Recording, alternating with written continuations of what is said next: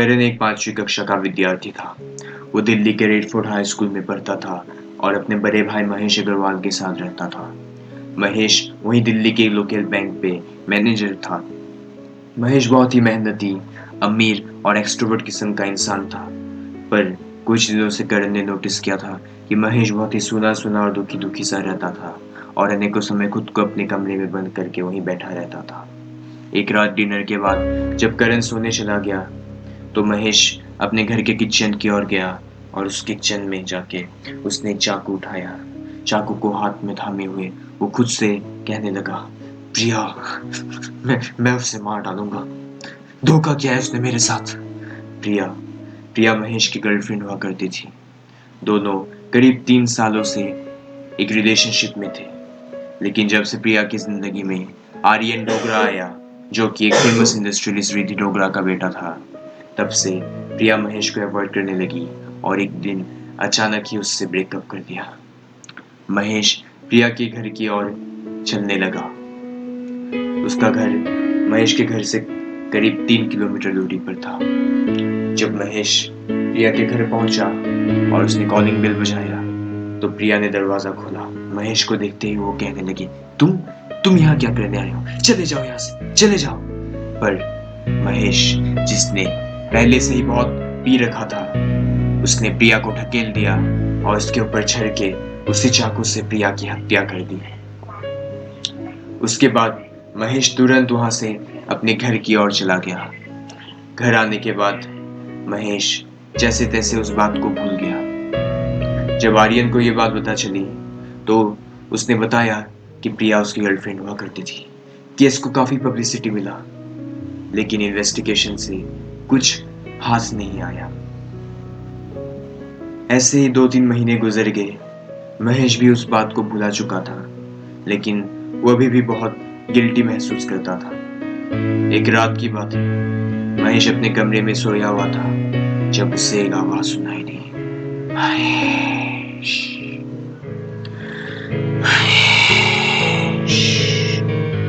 महेश ने ध्यान देकर जब उस आवाज को सुना तो उसने रियलाइज किया कि वो आवाज प्रिया की थी। महेश झपट के अपने बिस्तर से उठा।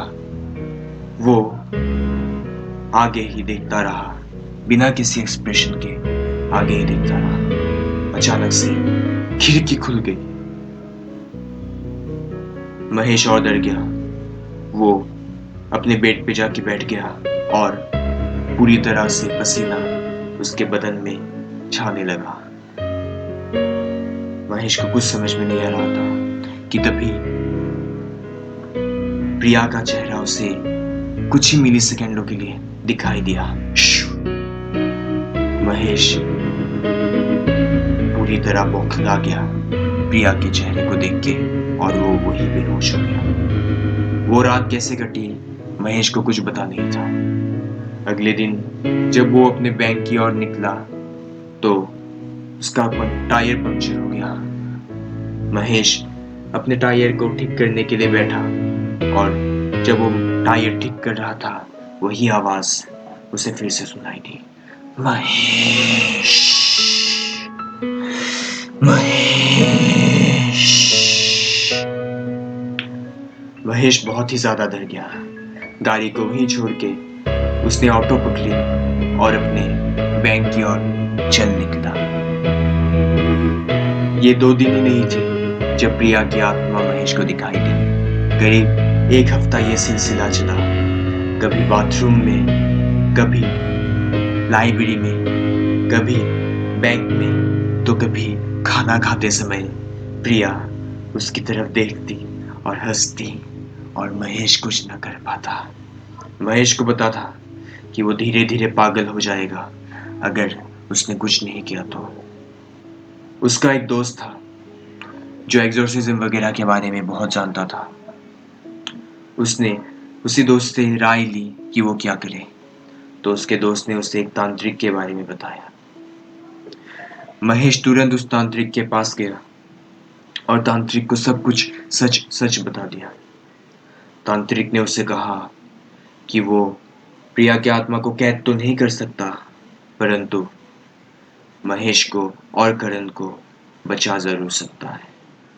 तांत्रिक ने काली माँ की मूर्ति के सामने रखी 2 ताबीज करण और महेश को दी।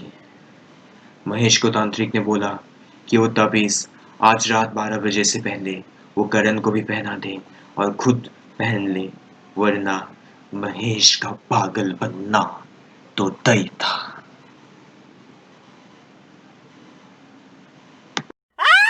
Audio Jungle. उन ताबीजों को लेके महेश अपने घर की ओर निकल पड़ा। महेश ने करण को भी एक ताबीज पहनने के लिए कहा और खुद भी एक ताबीज पहन के उस रात सो गया। वो रात अन्य रातों के कंपैरिजन में तो काफी नॉर्मल थी, लेकिन रात के 3 बजते ही ड्राइंग रूम से एक जोर की आवाज आई। उस आवाज को सुन के महेश ड्राइंग रूम की ओर भाग चला। कुछ देर बाद करण भी वहां पहुंचा। दोनों ने देखा कि 3-4 बिल्लियां पूरे रूम में तहस महस कर रही थी, अजीबोगरीब आवाजें निकाल रही थी। ये दृश्य देख के करण तो रोने लग गया। महेश ने जैसे तैसे करण को संभाला और उन बिल्लियों को घर से बाहर निकाला। महेश पागल हो चुका था। एक रात भी उसे शांति नहीं मिलती थी और आज तो हद ही हो गई थी। उसे प्रिया नहीं दिखाई दी तो क्या हुआ, ये बिल्लियां भी किसी भूत से कम नहीं थी। महेश फिर से उस तांत्रिक के पास अगले दिन गया और करण को अपने एक दोस्त के घर छोड़ गया। जब तांत्रिक को ये बातें पता चली तो तांत्रिक ने महेश को कहा, बेटा, ये आत्मा बहुत ही ताकतवर है। तूने उसे मारा था, लेकिन उस आत्मा का कोई बड़ा दोष तो नहीं था। उसने बस प्यार किया था। तू खुद को सरेंडर कर दे बेटा, वरना वो आत्मा कभी भी तेरा पीछा नहीं छोड़ेगी। महेश को पता था कि अगर वो सरेंडर नहीं करता तो प्रिया उसके और उसके भाई के पीछे पागलों की तरह पड़ जाती। महेश ने अगले ही दिन अपना सारा प्रॉपर्टी अपने भाई करण के नाम कर दिया और खुद को पुलिस के हवाले कर दिया। जब उसने पुलिस को सारी कहानी बताई तो पुलिस को उसकी कहानी पे बिल्कुल भी भरोसा नहीं हुआ।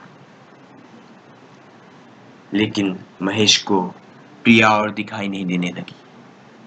पर पुलिस ने सोचा कि महेश की असली जगह पुलिस थाने में नहीं, मेंटल एसाइलम में होगी।